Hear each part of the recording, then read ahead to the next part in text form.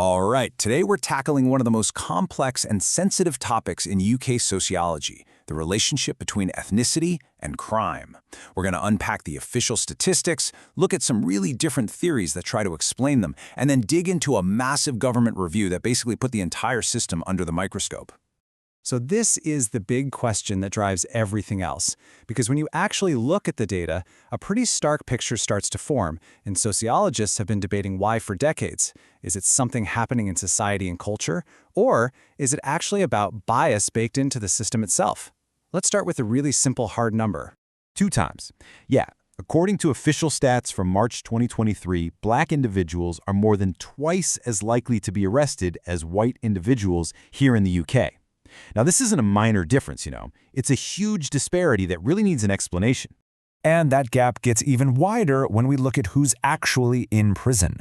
So Black people make up about 3.3% of the UK's general population, but they account for 13% of the prison population. That's a massive fourfold overrepresentation. So how on earth do we explain this? Well, the first place sociologists looked was at society and culture. Okay, so this first set of theories basically says that these statistics reflect real differences in who's committing crimes. The causes, they argue, are rooted in the social and cultural experiences of different ethnic groups. And a really key idea here is something called relative deprivation. Now, this isn't just about being poor. It's about feeling poor compared to everyone else. It's that feeling of seeing the super consumerist lifestyle on TV and all around you, but feeling like the normal ways to get there, a good education, a great job, are blocked off for you. And that feeling, that sense of injustice, can be a really powerful motivator for crime. And a couple of sociologists, Leah and Young, who are big names in a school of thought called left realism, really built on this. They said, look, when you combine that relative deprivation with marginalization, so feeling powerless, like you have no voice in society, that's when you can get the formation of what they called delinquent subcultures. These are groups that create their own way to get status and money, sometimes through crimes like theft, but also sometimes through violence, just born out of pure frustration. Another cultural explanation comes from Tony Sewell. He put forward this triple quandary theory, suggesting that for some young Black men, there's this kind of perfect storm of factors. He points to the lack of positive father figures, which can lead young men to look for role models in gangs. Then there are negative experiences with mainstream institutions like schools. And finally, the massive influence of media that sometimes glorifies a really specific, aggressive form of masculinity. But this is only one side of the coin. So now, let's flip this whole thing around.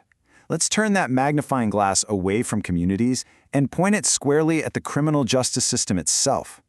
What if the disparity we see isn't really about what's happening in communities, but it's about how the system itself works? This line of thinking suggests the stats don't actually reflect reality. They reflect bias. This phrase, the myth of Black criminality, from the sociologist Paul Gilroy, just perfectly captures this whole other perspective. He basically argued that the very idea of Black people being more criminal is a myth. It's a social construct, something built out of racist stereotypes. And from this point of view, the statistics aren't some neutral snapshot of reality. No, they're a reflection of who the police and the courts choose to focus on. Probably the most famous example of this idea comes from Stuart Hall in his book Policing the Crisis. He said that back in the 70s, when Britain was in an economic mess with high unemployment and all that, the media and politicians created what he called a moral panic. They focused on this supposedly new crime of mugging and linked it to Black youth. Hall argued this did 2 things. It created a scapegoat, and it gave the state a reason to justify more aggressive, heavy-handed policing in their communities, all while distracting from the real economic problems. And this all leads us to this really important concept, institutional racism. We're not necessarily talking about individual police officers being racist here. It's about the deep-down policies, the procedures, the overall culture of an entire organization that ends up producing racist outcomes, whether it intends to or not. This term really came into the public eye with the 1999 Macpherson Report, which investigated the police handling of Stephen Lawrence's murder and found institutional racism was widespread in the Metropolitan Police. So, here we are. We've got 2 completely different ways of looking at the exact same problem. On one hand, you have left realists saying the stats are mostly real and are caused by social issues like deprivation. On the other hand, you have neo-Marxists saying, no way, the stats are a social construct, and they just reflect a biased system. So, with 2 views that are so far apart, how do we figure out what's really going on? Well, in 2017, the system itself decided to take a long, hard look in the mirror. And that brings us to 2017 and this landmark independent review led by the MP David Lammy.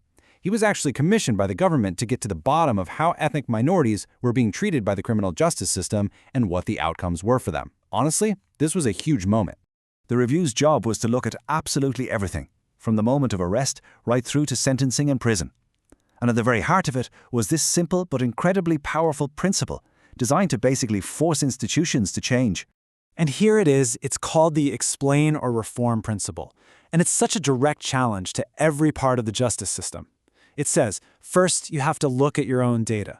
Step 2, if you find that BAME individuals are getting worse outcomes, you have to explain why, with solid evidence. And step 3, the crucial part, if you can't come up with a good reason for that disparity, then you have to reform. You have to change what you're doing. It's such a clear path to accountability.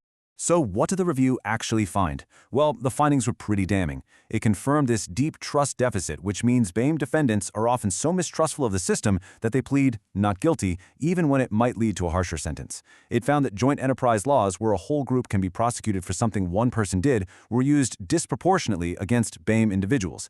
And maybe the most shocking finding of all, the proportion of young people in custody from a BAME background had just skyrocketed from 25% to 41% in just 10 years. But the Lemmy Review wasn't just about pointing out all the problems. It was also about proposing real, concrete solutions. So, what does a path towards actually fixing this stuff look like? The report laid out over 30 different recommendations. Things like using deferred prosecutions for lower-level crimes, which gives people a chance to get help and rehabilitation instead of just getting a criminal record that follows them forever. It proposed a system to let people seal old criminal records so they can actually move on with their lives. And it called for way more transparency, like publishing all the reasons judges give for their sentences to try and rebuild some of that trust that's been lost. And that brings us right back to where we started. The Lammy Review found clear, undeniable evidence of bias within our institutions. And yet, those sociological debates about culture, poverty, and deprivation, they're still going on. The truth, of course, is probably not a simple either-or. It's almost certainly a complex mix of both. Society and the system are both shaping those numbers we saw at the beginning.